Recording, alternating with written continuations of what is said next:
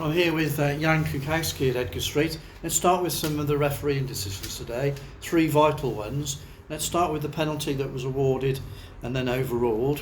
Can you tell us about that? You've obviously studied the video and still photography.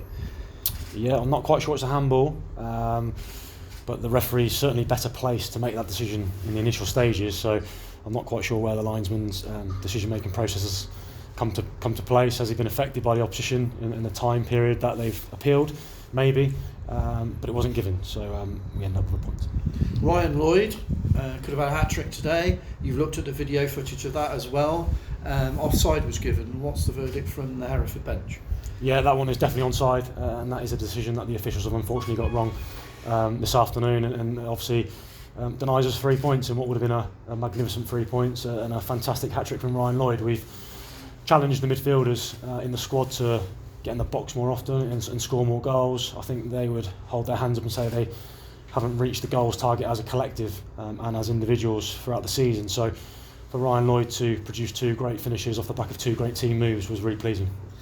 And the third controversial decision was for the second Brackley goal.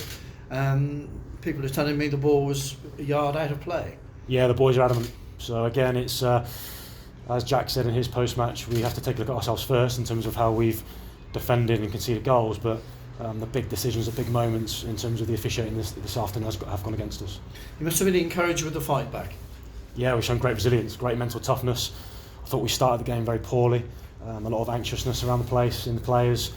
Didn't settle. Technically, we weren't quite good enough. But we needed somebody to spark a performance, and Miles Story certainly did that. He made an average ball a good one, and then showed fantastic composure to square to Ryan Lloyd, who made that lung-bursting run into the box to get his rewards. Yeah, obviously get bodies in the box. I think Hereford have been lacking people in there from knockdowns and second phase, and that must be encouraging. What you've asked them to do has come off today. Yeah, we've been challenging the boys to do that for the last 6 to 8 weeks.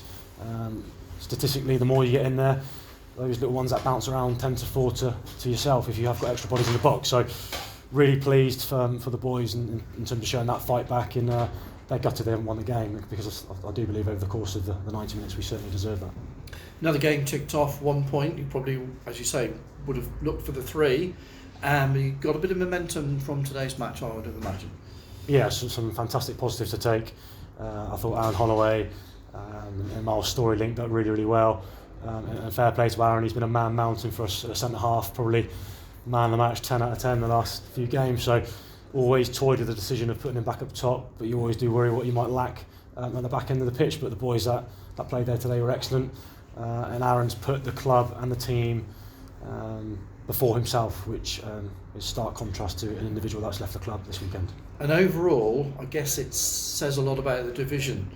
Hereford can go to Fylde and win, and beat Fylde twice, and then they've taken a team in the top 4 and they've gone toe to toe. Yeah, we always seem to do that. Lads are motivated to win every game of football, but you know, when you play the teams at the top end of the table, there's that little added element that you want to compete and show that team that you should be up there as well. So that's probably the next step for this group of players in terms of that belief and confidence to do that more consistently against the teams that are in and around us at the moment.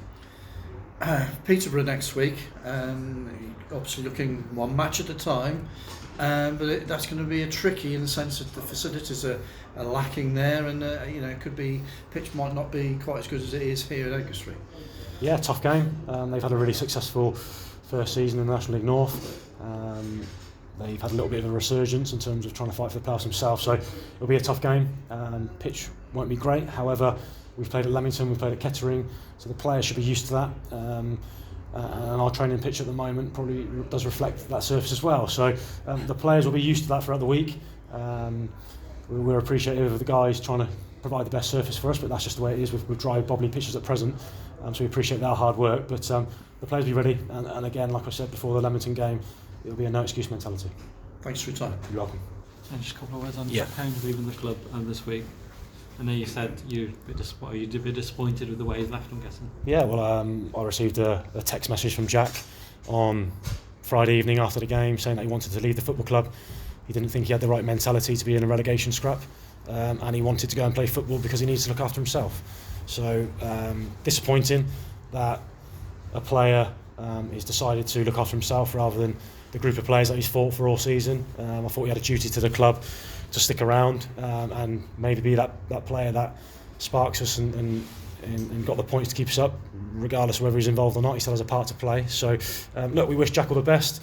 I think he'll regret that decision, but at the moment we need players that, when you're in the trenches, you want certain people alongside you, and someone like Aaron Holloway today, who's again put himself before the team because he wants to play centre half, he sees himself playing there, but I've asked him to play up front today and he's done a fantastic job for the team. He's highly professional. He's put the team first, and unfortunately Jack has decided to look after himself. Because I know he didn't play a lot of games in a row, Jack, at Holmes, but he had that spark, didn't he, to create a goal out of nothing? Yeah, I'll disagree. I think he played a lot of games for me. Yeah, but one goal in terms of a statistical return is not enough. So he had to come out the side because his work rate wasn't to the desired level, and that's why he wasn't involved against Leamington, because he didn't train properly in the week. So yeah, look, tough decisions that I have to make as a manager, but I'm doing it for the best of the group. We are in a precarious situation at the moment where we're not safe, so we have to have people that are committed to the football club, committed to the team, and I think what the fans saw today were a group of players that are absolutely fighting for the badge. They haven't down tools and they're doing their best.